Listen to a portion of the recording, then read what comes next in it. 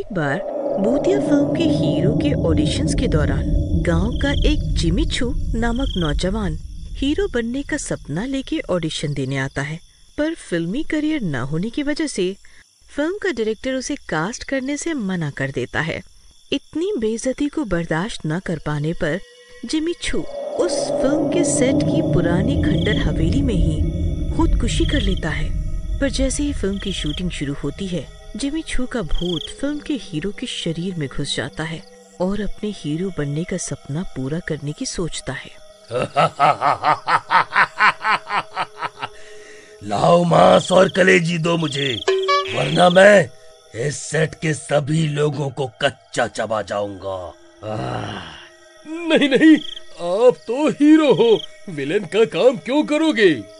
तू तो मुझे हीरो मानता ही नहीं था, अब क्या हुआ? बोल। माफ कर दो मुझे, मैं तो पागल था जो हीरो को नहीं पहचान सका। आपसे अच्छी एक्टिंग इस फिल्म में कोई नहीं कर सकता, सच में।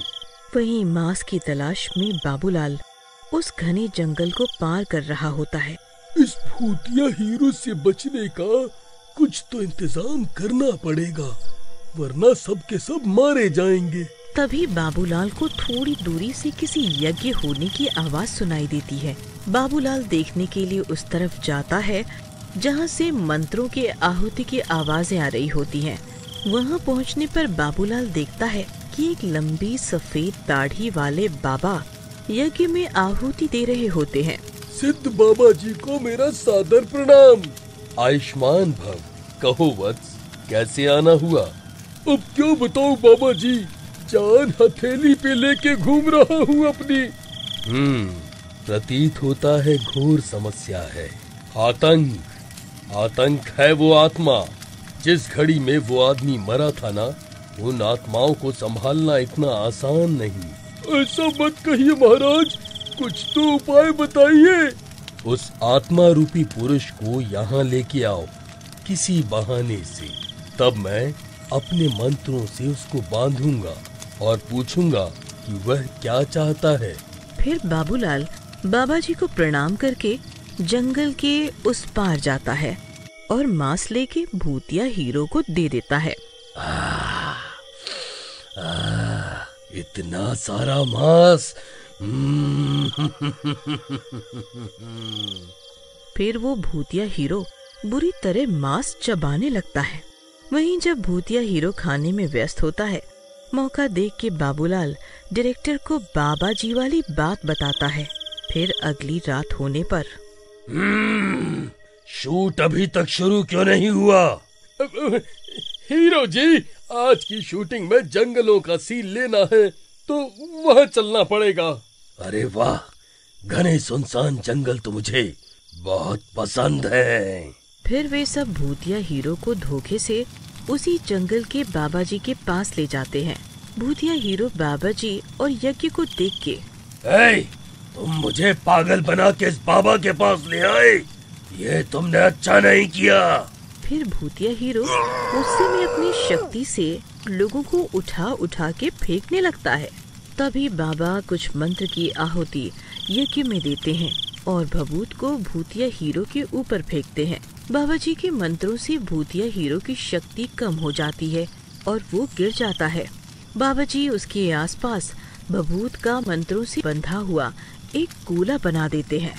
ध्यान रहे, जब मैं मंत्र और आहुति देता रहूंगा, ये भूतिया हीरो इस गोले के अंदर शांत बैठा रहेगा। पर तुम लोगों में से कोई भी इस बंदिश के अंदर नहीं आएगा, वरना ये इस इंसान पे कब्जा पालेगा और आतंक मचाने लग जाएगा। फिर बाबा जी मंत्र पढ़ते हुए यज्ञ में आहुति देते हैं और भूतिया हीरो से वजह पूछते हैं। बोल, तू इसके शरीर से क्या चाहता है? क्यों नहीं छोड़ता इसे? हीरो हूँ मैं, हीरो।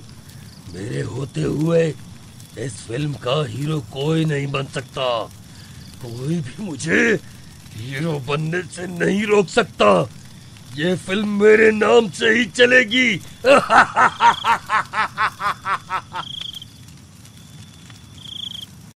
बोल, तू इसके शरीर को कब छोड़ेगा? बोल, वरना तेरी आहुति दे दूंगा इस हवन कुंड में।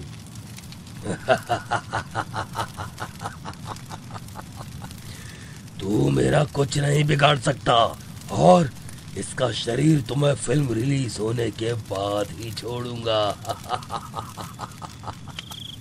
फिर बाबा जी मंत्र पढ़ के भूतिया हीरो को थोड़ी देर के लिए मूर्छित कर देते हैं।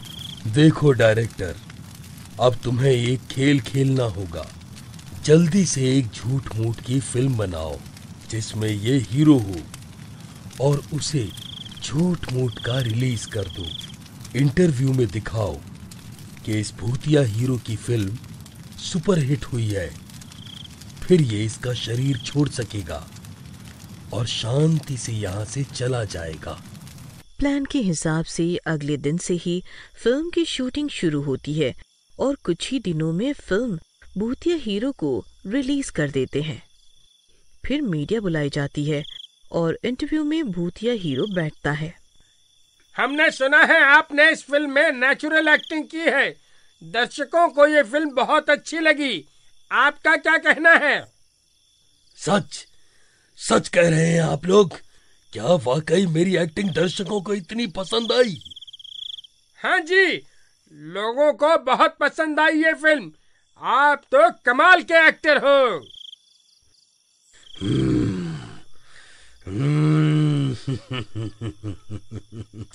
मैं बहुत खुश हूँ। मेरा बचपन का सपना पूरा हो गया। मुझे बचपन से ही हीरो बनने का शौक था।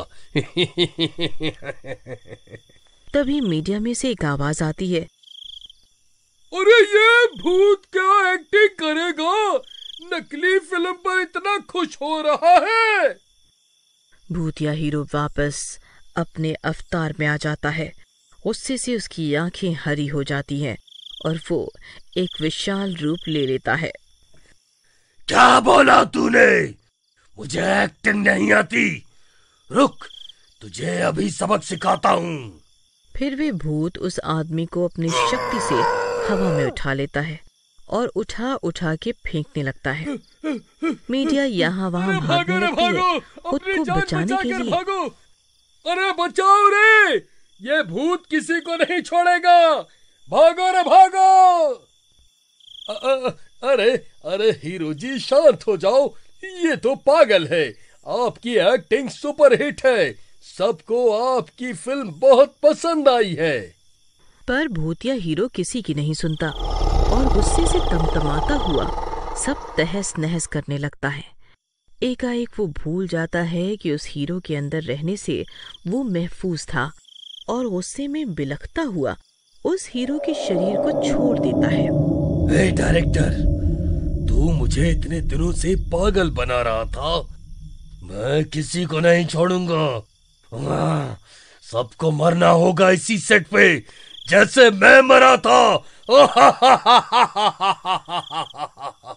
तभी वहाँ बाबा जी आ जाते हैं।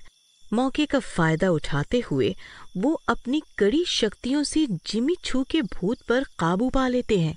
तूने हीरो के शरीर से निकल के बहुत बड़ी गलती कर दी। अब तुझे इस लोक से जाना ही होगा। इतना कहते ही बाबा जी मंत्र वाला जल उस भूत की ओर फेंक देते हैं। अरे ये क्या किया तूने? अरे बहुत दर्द हो रहा है।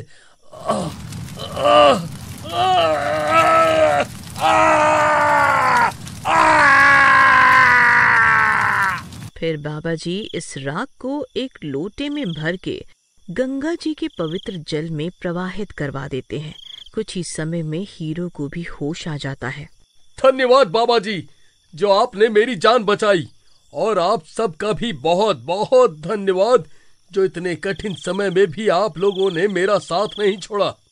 टीम का मतलब ही यही होता है। सब मिलके एक साथ एकता से प्रयास करें तो हर मुसीबत पार की जा सकती है। सही कहा, एकता में ही बल है।